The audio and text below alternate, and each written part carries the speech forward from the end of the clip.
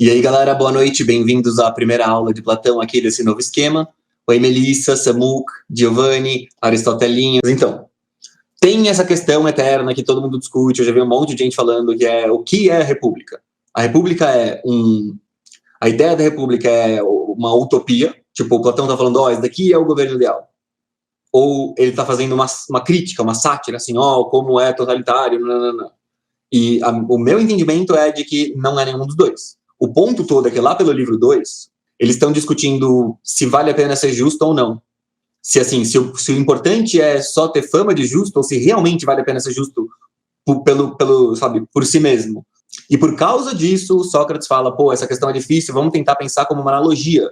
Vamos fazer um Estado, construir um Estado, para que a gente pense, tipo, que nem a alma humana tem várias partes, o Estado tem várias partes, e aí a gente vai ver a justiça, o efeito da justiça no Estado, como que essas partes do Estado interagem, para fazer uma analogia do efeito da justiça no homem, como que as partes do homem interagem, como que a razão do homem interage com os apetites do homem, e comparar isso com como que, tipo, os guardiões do Estado interagem com, sabe? Então, vocês não precisam encarar isso aqui como conselhos e como o mundo deveria ser, nem encarar como nem encarar como uma utopia, nem como uma sátira. Estudar a República, ler a República é uma forma, um exercício filosófico. Então, e daí tem esse contexto que é bom saber, que é várias das ideias da República, elas flertam com o modelo espartano, que é mais aristocrático do que o modelo, tipo, embora o modelo espartano ele seja mais comunista, ele é mais aristocrático. Talvez isso seja interessante notar aqui, que a República tem esse elemento também, que ela é tanto mais aristocrática quanto mais comunista. Você tem mais igualdade, mas a igualdade entre os caras mais top, e o resto é ralé. Então, o que acontece aqui? Os personagens da República, eles são reais. Não é só o Sócrates que é real. Geral aqui é real. E vários dos personagens são ricos, são aristocratas, são amigos do Platão. E imagina que assim, então eles viviam numa democracia, esse livro critica a democracia, pensa num viés aristocrático. Então aí eles viveram o golpe aristocrático e antidemocrático, e daí o Platão, nessa carta, ele fala, não deu uma semana do regime, a democracia parecia uma era de ouro. Porque os caras já saíram confiscando tudo quanto é propriedade, fazendo um monte de coisa horrível e mandando matar gente, assim, ignorando as leis, ignorando os costumes. Então, não é para pensar que isso daqui que está na República é a opinião final do Platão, sabe? Então, acho que a última coisa que tem que ter em mente aqui é de se ele realmente acha que o melhor para o mundo é que você faça exatamente o que está sendo proposto aqui, entre aspas, sabe? Então, beleza. Começa com o Sócrates e os caras lá, o Glaucon, que é o filho de Ariston, que é, na verdade, se não me engano, o irmão do Platão, isso aqui. O Adimanto e o Glaucon, que são esses personagens, eles são irmãos do Platão na vida real. Começa com esses caras andando com Sócrates e se dirigindo lá, descendo. Eles foram até o Pireu ver essa festa, e aí eles encontram o pessoal do Polemarco, os caras lá, filho do Céfalo, que é um cara rico e tal, eles se encontram. E aí, essa é uma primeira lição que tem na República. Já começa aqui, essa é a primeira coisa que você pode passar batido. Primeiro diálogo que tem. Tipo, ele conta que eles estão lá indo, aí o Polemarco fala para eles esperarem. Fala, não, peraí, vocês estão indo embora? Ele fala, não, a gente tá indo embora, tal, a gente tá cansado, a gente quer ir para casa. Daí ele, pô, Sócrates, aqui, parece que estáis a pôr a caminho para regressar à cidade. E aí o Sócrates fala, e não conjecturas mal? Ora, tu estás a ver quantos somos? Ele fala isso pro Sócrates, ele já responde direto, a gente é mais que você, se a gente não quiser que você vá embora, você não pode ir. Ele fala, tô vendo, mas eu quero voltar, eu posso convencer vocês a me deixar voltar. Ele fala, não, mas se a gente se recusar a ouvir? E ele fala, tá bom, então realmente vou ter que ir com vocês. Então para mim isso é uma lição relacionada àquela coisa do, a palavra é mais forte que a força, não sei o quê, a palavra é boa para manipular, a palavra, sabe, assim, sim, mas vamos com calma, porque a surdez é mais poderosa do que a palavra, entendeu? Então a força surda, eu acho que essa é a primeira mensagem que o filósofo dá para você. Filosofia tem um limite. Qual é esse limite? A surdez do cara que não quer te escutar. E daí todo esse bolo de gente, eu não preciso falar todos os nomes, né? Mas imagina que é o Polemarco levando o Sócrates e a galera do Sócrates para casa do Céfalo. E daí a gente vai para a segunda cena, que é eles estão na casa do Céfalo e eles começam a conversar. Logo que me viu, Céfalo saudou-me com estas palavras: ó Sócrates, tu também não vens lá muitas vezes ao Pireu para nos veres, mas devias fazê-lo, porque se eu ainda tivesse forças para ir facilmente até a cidade, não seria preciso tu vires para cá, mas nós é que íamos visitar-te. Então ele está reclamando que o Sócrates não vem o suficiente para lá, porque ele é velho. Ele tá com, sabe quando você vai na casa do seu avô, sua avó, e ela reclama que você não vai lá o suficiente? Tipo, o Platão faz isso mesmo. Tipo, o Platão, por isso que eu sou muito cético com relação a essa história, todo mundo fica cismando de não, mas era tudo diferente, você não pode interpretar. Mano, tem certeza? Presta atenção, cara, isso daqui é típico, isso daqui é igualzinho a uma conversa normal que você vai na casa do seu tio, tipo, tem todo esse padrão. é muito, eu acho que assim, a proximidade, a aparência é muito diferente, mas na verdade os humanos são muito mais parecidos e interagem de forma muito mais parecida. Mas daí ele já emenda falando assim: fique sabendo que na medida que vão murchando para mim os prazeres físicos, nessa mesma aumentam o desejo e o prazer da conversa. Não deixes de estar na companhia destes jovens, mas vem também aqui à nossa casa, como a casa de amigos, e de amigos muito íntimos. E você tem dois jeitos de encarar isso, né? Mas assim, no contexto do Sócrates, ele encara isso como um papinho politicamente correto, entendeu? Então o Sócrates não perdoa esse tipo de coisa. Daí beleza, daí o Céfalo tá lá, vamos ver o que ele fala mais. Porque ele vai falar, porque essa é a primeira discussão que eles vão ter, é sobre a velhice. Então, recapitulando, a primeira coisa é eles estão descendo o Pireu, aí os caras vão para casa conversar, e aí eles já chegam conversando da velhice. Então, até agora também. Teria até gosto em te perguntar qual o teu parecer sobre esse assunto, uma vez que chegaste já a este período da vida, a que os poetas chamam estar no limiar da velhice, se é uma parte custosa da existência, ou que declaração tens a fazer. Tipo, ele já chega perguntando pro velho se é uma bosta ser velho, ou se é de boa. Isso é falta de educação. Mas não é que não era falta de educação, entendeu? É que o Sócrates é um pentelho. Isso é importante entender do personagem, Sócrates aqui. Que, tipo, Platão não é assim. O Sócrates é uma figura sui generis. O Sócrates é uma figura muito peculiar, muito peculiarmente pentelha também. E aí o Céfalo vai lá falar bem da velhice, de um jeito meio politicamente correto. Então lembra sempre que o Céfalo é o senso comum da Grécia. Tudo que o Céfalo falar, o Platão está mostrando pra gente que é a opinião comum dos paterfamílias comuns. É isso que esse cara representa aqui. Então, essa opinião de que tipo, é tudo bem ser velho, porque essa visão quanto aos prazeres da carne e tudo mais, isso é uma visão comum. Aí ele fala aqui, que não é culpa da velhice. Que na verdade não é a velhice, mas é o caráter das pessoas. Se elas forem sensatas e bem dispostas, também a velhice é moderadamente penosa. Caso contrário, quer a velhice, quer a juventude, não são legais. Então, a culpa para ele, que dos velhos reclamões, é que eles não viveram de forma sensata. E daí o Sócrates não perdoa. O Sócrates já responde de cara. Céfalo, porque o Céfalo é muito, muito rico. E aí ele já vira, então, admirado com estas palavras, e querendo que ele continuasse a falar, incitei-o, dizendo: Céfalo, penso que a maior parte das pessoas, ao ouvir-te essas afirmações, não as aceita, mas supõe que suportas bem a velhice, não devido ao teu caráter, mas por possuíres muitos haveres. Pois os ricos, disse, têm muitas consolações. Aí o Céfalo responde: dizes a verdade, não as aceitam. E tem alguma razão, porém, não tanta quanto julgam. Está bem certo aquele dito de Temístocles, que, como um habitante de Serifa, essa história é boa aqui.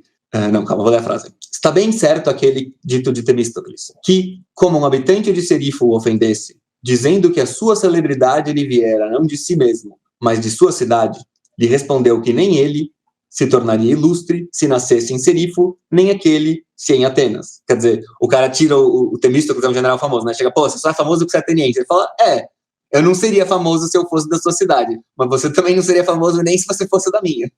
Então, o ponto dele é o seguinte: sim, eu só tô feliz porque eu tô rico, mas você mas se o seu caráter é ruim, você não vai ser feliz pobre e vai continuar sendo feliz rico também.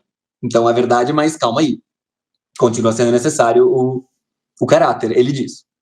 Então, daí ele já avança para a próxima questão, que é, quer dizer, ele vai falar mais da riqueza, né? Mas o Sócrates pergunta assim: qual você acha, Céfalo, que é o melhor bem que você conseguiu das suas riquezas? Tipo, qual é a melhor coisa que valeu a pena, para as quais valeram suas riquezas? E esse é o gancho que faz eles irem para a justiça. Você lembra, Melissa? Esse é o gancho. Porque ele pergunta para o Céfalo, sabe, para que serviu mesmo as suas riquezas? E ele chega na questão da dívida, que quando você é rico, você consegue nunca dever para ninguém. Quando você é pobre, você está sempre devendo a alguém. E isso tem um peso especial para os gregos, porque para você oferecer, tipo, para você se dar bem com os deuses gregos são meio mercenários, entendeu? Você precisa fazer oferenda aos caras, você precisa doar coisa para os caras. E, tipo, essa não é a visão do Platão, essa é a visão mainstream, a visão pagã normal dos caras lá, que o Platão é bem diferente. Então, isso aqui já entra aqui como uma coisa importante, que para ele o dinheiro ajuda você a não ir para o inferno, saca? Porque as leis que regem o funcionamento do céu e do inferno, entre aspas, para os gregos, elas são mais lógicas, elas são mais racionais, tipo, elas fazem parte de uma barganha meio secular, entendeu? Tipo, você realmente negocia com Zeus. Então, é aqui que eles vão entrar na parte de justiça mesmo. Porque eles vão, porque o Céfalo, ele tem essa ideia de que a justiça é você não dever nada para ninguém. E é a partir daí que eles vão entrar em qual é a definição de justiça. Então, é isso, ser justo, não dever nada para ninguém mesmo? Eles vão entrar por aí. Vamos lá. Melissa Silva. Eu tenho uma dúvida com relação a 331D. A real justiça é realmente dizer a verdade e restituir aquilo que foi tomado? Não sei se eu entendi sua dúvida. Você está perguntando se a real justiça em que sentido? Se essa daqui é uma definição Platão approved ou se é só um pedaço da história?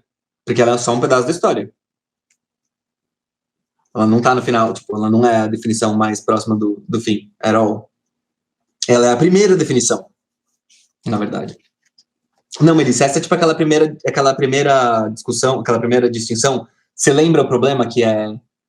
O problema dessa história de que é justo restituir o que é dos outros é o seguinte, é aquele exemplo de assim, você deu um negócio pro seu amigo, não, quer dizer, você pegou emprestado um negócio do seu amigo te emprestou umas armas, e aí o justo é você devolver para ele, porque é dele, mas daí ele fica louco, ele tá, tipo, a mulher dele traiu, e você sabe, aí ele vem lá para casa me dar a arma de volta, para eu matar os dois, e você fala, não, porque eu não quero que você vá pra cadeia, porque você tá louco, entendeu?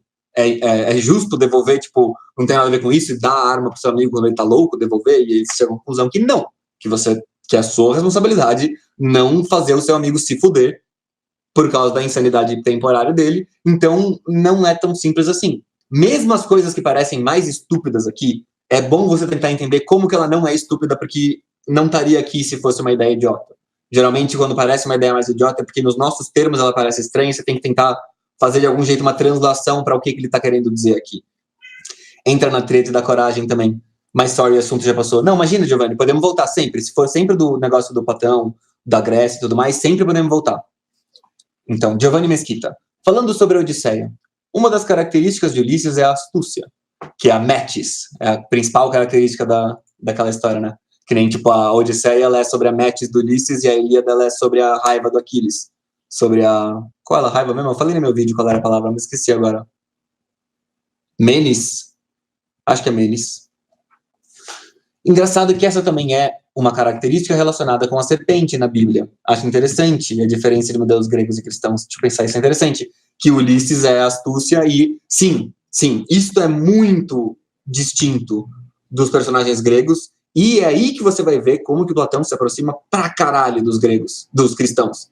Que o Platão critica tudo isso que um cristão falaria, mano, como assim vocês estão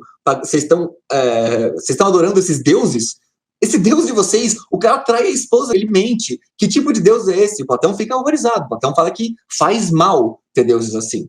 Então, tudo se passa como se os cristãos tivessem ouvido os conselhos do Platão, falado, vamos fazer uma religião decente aqui, porque essa dos pagãos é um lixo, e fica incentivando eles a fazerem merda, porque os deuses são tudo filhos da puta. Entende? Uma coisa assim. Mas é verdade, tem um exemplo também para falar disso. Ulisses é um ótimo exemplo disso mesmo. Tipo, Aquiles é um ótimo exemplo porque ele, tipo, mata geral, entendeu? Como ele é glorioso. Ele matou um monte de gente, sabe? Isso é... Por quê? Porque ele ficou furioso. Então, né, a fúria dele é maravilhosa. Mas o Ulisses, a astúcia dele não é só maldade, né? Mas é cheio, é bem pilantra. Pô, vou mostrar. É bem pilantra, né? Mas... Então, a astúcia, ela entra nessa história.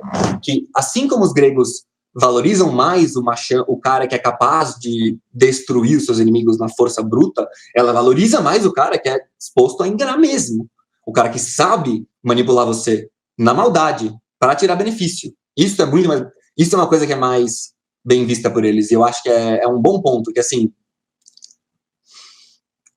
Eu fui educado na moral e eu também desprezo gente que faz isso, sabe? Eu sou super castrado nesse sentido, eu odeio esse uso. Mas eu entendo que nós somos privilegiados no nosso tempo de hoje de viver tão protegidinhos do mundo que a gente pode se castrar essa parte maldosa da gente. Imagina o naipe de um mundo grego, assim, terremoto para tudo quanto é canto, mano, deve ser a vida difícil, horrível daquele lugar. Você precisa ter uma astúcia de filho da puta às vezes também, porque vai ter muito filho da puta em volta de você, sabe assim? Então a astúcia ela é vista como essa mesma característica que nem, tipo, nada para um macho escroto, exceto outro macho escroto. Então Nada para essas dificuldades da vida que são pilantragens, exceto algum cara que é tão esperto que ele consegue auto-pilantrar, consegue sobre-pilantrar a pilantragem. Uma coisa assim. Deve ser esse um dos motivos de Agostinho ser platônico e meio que sim. Tem até a história que o Nietzsche fala que o Platão é o... Quer dizer, que o Nietzsche fala que cristianismo é platonismo para plebeu, tipo, platonismo de pobre, platonismo da massa. Porque tem muita coisa mesmo que é, tipo, a ideia central de Deus, do bem, da verdade, ela se mantém bastante. Por isso a dialética era moda. Dialética é top, Melissa. Calúnios. Mas então, galera, acho que já tá na hora. Vocês querem alguma perguntinha final, alguma coisa assim? Deixa eu pensar o que eu falo. Ah, não vi essa coisa aqui, Aristotelinho. Sempre empreste sua arma pro Kant. Exato, Aristotelinho, exato.